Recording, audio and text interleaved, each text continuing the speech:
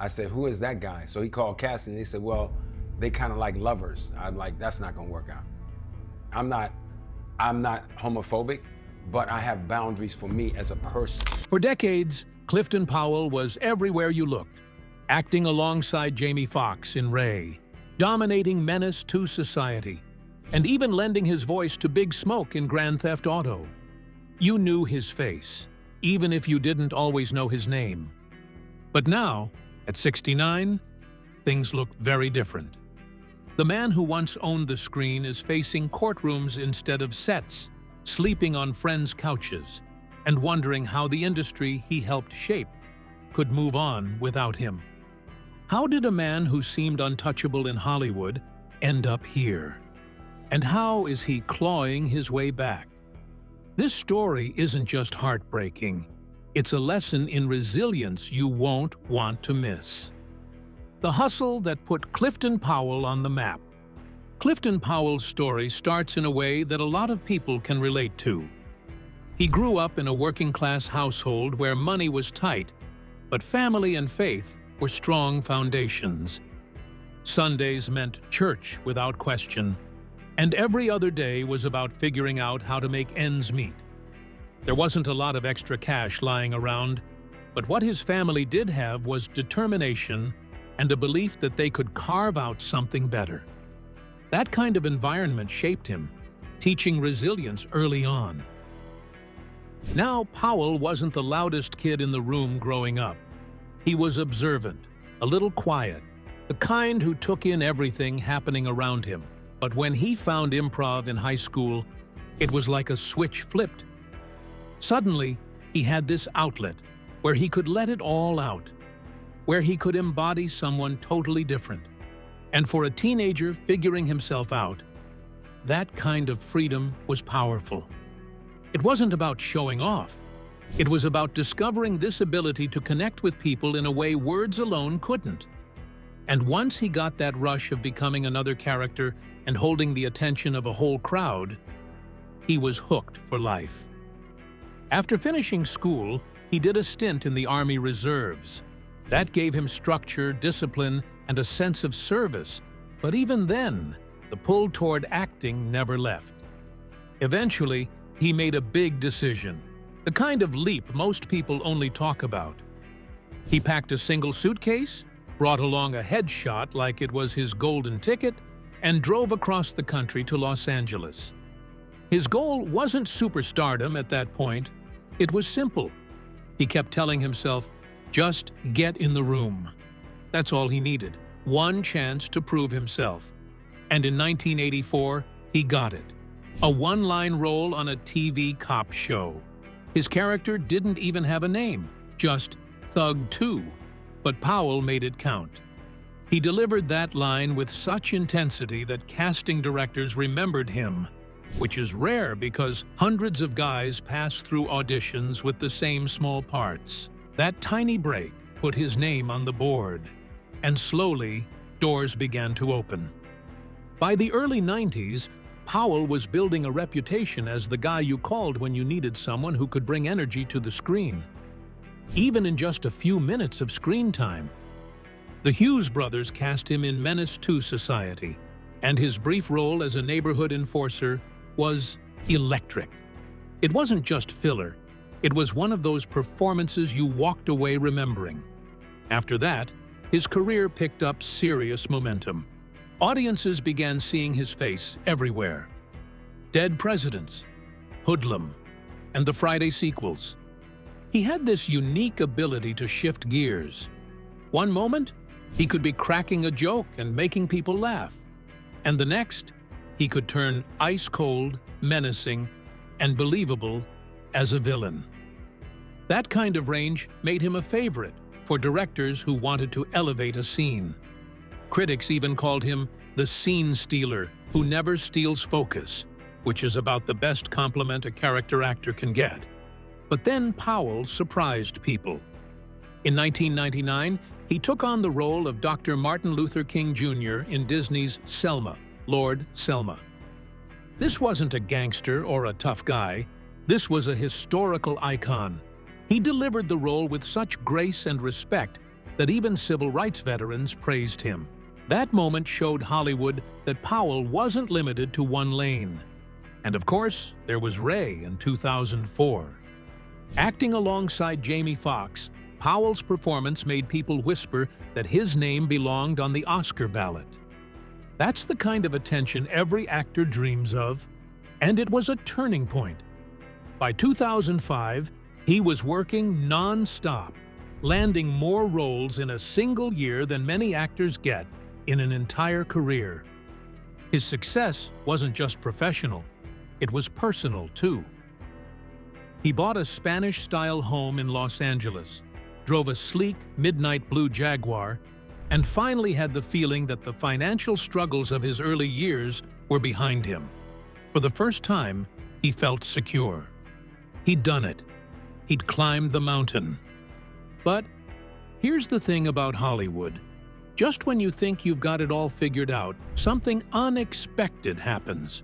And in 2007, for Clifton Powell, that something would hit hard. The perfect storm of collapse. By the mid-2000s, Clifton Powell seemed like he was on steady ground. He had the house, the car, the career momentum, and the kind of steady recognition most character actors dream of. But then, in 2007, everything started to unravel at once, and the timing could not have been worse. After more than 2 decades of marriage, his wife filed for dissolution, and suddenly, the foundation he thought would always be there cracked wide open. Now, divorce in California isn't just about splitting up. It's about dividing everything straight down the middle, assets and debts included. Powell quickly realized this wasn't just about parting ways emotionally. It was about years of shared finances getting combed through line by line. His attorneys warned him that the final number could easily stretch into 7 figures, and while he tried to make light of it by joking he would just act twice as much, the reality was far heavier. When the paperwork arrived, it was clear what he was up against. Half the equity in his home, half his pension, back taxes from earlier years that had slipped through the cracks, and then the spousal support payments, which matched the kind of paycheck an indie film lead might bring home.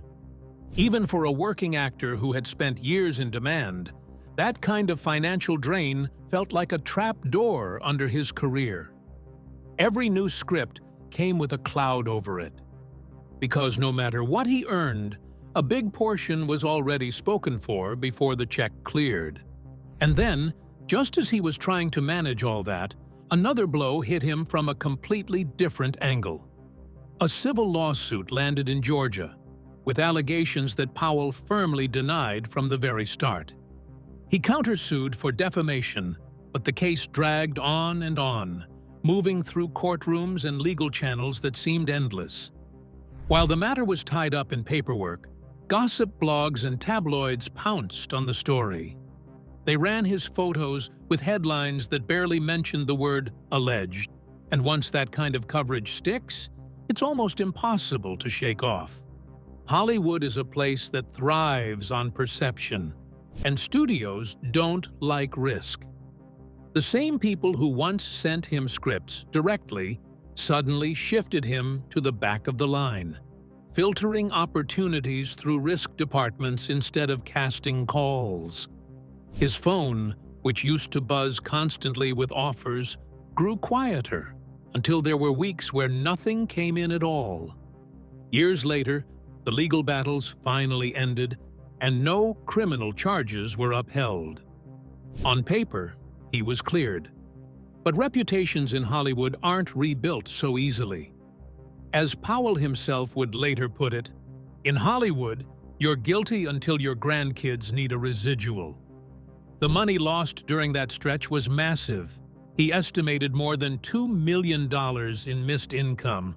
But what stung even more was walking into auditions where younger casting assistants whispered to each other, trying to place his face, as though decades of memorable roles had faded into rumor.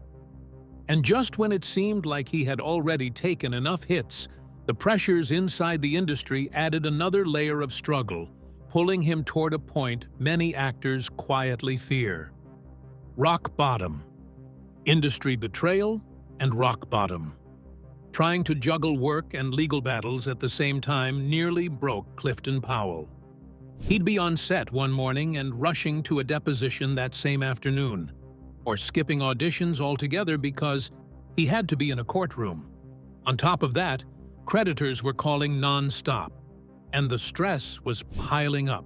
For someone who had built a reputation as reliable and professional, being pulled in so many directions left him drained and scattered. Around 2005, he landed a part in a modest musical film called The Gospel. For Powell, this wasn't just another credit on his resume, it was a chance to breathe. The story had heart, the cast with a full of energy, and being on a set that celebrated black culture gave him a sense of pride. But not everyone saw it that way. His then agent, Jeff Whitges, reportedly sighed over the phone and dismissed it as another one of those little black movies. Powell didn't let it slide. He told him flat out, "I gotta work, man. My family likes groceries." It was a reminder that acting wasn't just about chasing prestige, it was about keeping the lights on. Days later, the agency dropped him, citing different career trajectories. That kind of language is common in Hollywood, but for Powell, the meaning was clear. He wasn't being packaged into the mold they wanted. And losing a major agency didn't just sting emotionally, it meant fewer auditions, fewer scripts landing on his desk, and fewer chances to keep building his career. Looking back, Powell has often talked about how dismissive that little black movie label felt, pointing out that films like that might not seem huge to executives, but to audiences who see their lives reflected on screen, they're everything. Within a year and a half of the divorce filing and the lawsuit, his world collapsed. The Jaguar was taken back. The Spanish-style home he once cherished went into foreclosure. Furniture was packed away in a storage unit, and when he couldn't keep up with the fees, even that was lost at auction. Friends started spotting him spending nights in the lounge of a gym, his duffel bag doubling as a pillow. When asked, he'd brush it off with a joke, saying he was camping between sets. But the reality was that no sets were waiting for him. By 2012, things hit rock bottom. He rotated between crashing at his son's place in Louisiana and a fellow actor's couch in North Hollywood, careful to leave early in the morning so he wouldn't overstay his welcome. Auditions had dried up, and the financial strain was matched by something heavier: depression. He recalled waiting in line at a food bank, pulling a baseball cap low over his face, hoping nobody recognized him as the guy they'd once cheered or feared on screen in Next Friday. There was a moment, he says, when he caught sight of himself in a car window and didn't recognize the man staring back. Not the confident actor, not the scene stealer, but a 60-year-old father with health issues and little to his name. Overwhelmed, he called his daughter and apologized for dropping the ball as a dad. Her reply was simple but powerful: "You're still here." That's the ball game. Those words stuck with him. They didn't erase the pain, but they gave him something he hadn't felt in a long time: a reason to keep going. That call became the spark that lit the slow climb back. It wasn't a dramatic comeback or a sudden Hollywood redemption, but it was a step. And sometimes, one step is enough to start moving forward again. So, what did he do differently this time? The long crawl back. After hitting rock bottom, Clifton Powell started taking any role that paid SAG scale, no matter how small or unconventional. 4-day shoots in Mississippi, student films in Burbank, a horror sequel filmed in a long-abandoned hospital. He did it all. and he gave each project the same attention he used to give major studio films. He memorized every line, studied every scene, and stayed flexible if a young director decided to switch things up mid-shoot. This wasn't about proving anything to Hollywood. It was about proving to himself that he still had what it took and that his craft still mattered. Word began to spread in the indie film world. If you want your set grounded, call Clifton Powell. Directors started including small bonuses, travel stipends, a few extra dollars a day, just to make sure he could get there. It wasn't about money, it was respect. People noticed that even on tiny sets, he elevated the material, brought gravitas, and could shift from charming to menacing with the ease of a veteran. Then, in 2016, a breakthrough came. Bounce TV cast him as the morally slippery bishop in their drama Saints and Sinners. It was a perfect match for his talents, and the audience response was immediate. The show became the network's highest-rated drama, and for Powell, it offered something he hadn't felt in years: steady, reliable work across 4 seasons. For the first time in a long while, he had a roof over his head, a modest 2-bedroom condo in Atlanta, a used Honda that got him where he needed to go, and union health insurance that gave him peace of mind. Even with that stability, he couldn't shake the sting of what he'd lost. "I'm the same actor they couldn't return a call to," he said quietly, a reminder that talent didn't automatically erase past setbacks. But slowly, he started reclaiming control of his narrative. Now, he also shares what he's learned, running workshops and mentoring younger actors, showing them the paths through the ups and downs of Hollywood. Despite everything, Clifton Powell wasn't just back on set. He was building a life that made sense for him. One role, one day, one choice at a time. Rebuilding on his own terms. These days, Clifton Powell isn't just picking up acting jobs. He's carving out a way to shape the industry on his own terms. He spends time at acting workshops, often for free, talking to young performers about lessons he learned the hard way. One line he repeats constantly: "Fame is a loan, not a gift." For him, it's a reminder that success can vanish as quickly as it comes. He focuses especially on mentoring young Black actors, helping them navigate contracts, residuals, and all the small but crucial details that can make or break a career, things most of us never think about until it's too late. Powell often says he wants the next generation to avoid the same financial traps and self-doubt that nearly ended his career. When the Writers Guild and SAG-AFTRA went on strike in 2022, Powell was there on the picket lines, megaphone in hand, standing up for fair wages and security for veteran actors. He knows what it feels like to be discarded by Hollywood, and he isn't shy about reminding studios that experience matters. Then, in 2023, Peacock's Fight Night offered him a role, and critics immediately noticed that weathered charisma of his. It's the kind of performance that proves age and experience can sharpen talent instead of dulling it. Off-set, Powell is taking control in ways he never could before. He's producing a small indie film, The Last Overtime, a sports drama he hopes to shoot in D.C., his hometown.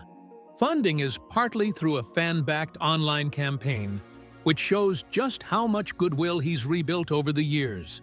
He's even been in talks with local schools about using the project to give students hands-on film experience. He isn't chasing fame or a mansion. He wants creative control, to tell stories that matter, and to reclaim his legacy not just as an actor, but as a storyteller. At 69, his days start early. He runs 2 miles every morning, something he couldn't have imagined when he was crashing on couches years ago. On his fridge is a handwritten gratitude list. reminding him of what he's rebuilt from the wreckage of lawsuits, a harsh divorce, and financial collapse. He's still paying off back taxes, but the IRS set up a manageable plan, and the divorce decree that once felt like a chain will sunset soon. He carries no bitterness, saying, "Lawyers fight, people move on." The headlines that once labeled him as scandal-ridden have been replaced by trade announcements like "Powell books guest star," words that feel sweeter than any blockbuster trailer. He even reunited with the Ray cast for a 20th anniversary panel. And when Jamie Foxx called him a national treasure, the applause confirmed something he'd waited years to hear: respect that sticks. Clifton Powell's story is bigger than lost money or public humiliation. It's about an industry that too often chews up talented actors, especially black men, and once they grow older or face personal struggles. Yet, he refuses to be defined by that. He walks onto sets with his head high, gives his all, signs autographs, mentors, and proves that resilience can outlast even the harshest blows. He's not just surviving Hollywood anymore, he's reclaiming it slowly, thoughtfully, on his own terms. If you found his story inspiring or shocking, make sure to hit that like button, subscribe for more deep dives into the untold stories of Hollywood legends, and ring the bell so you never miss the next episode. Which part of Clifton's journey surprised you the most? Drop your thoughts in the comments below. We'd love to hear what you think.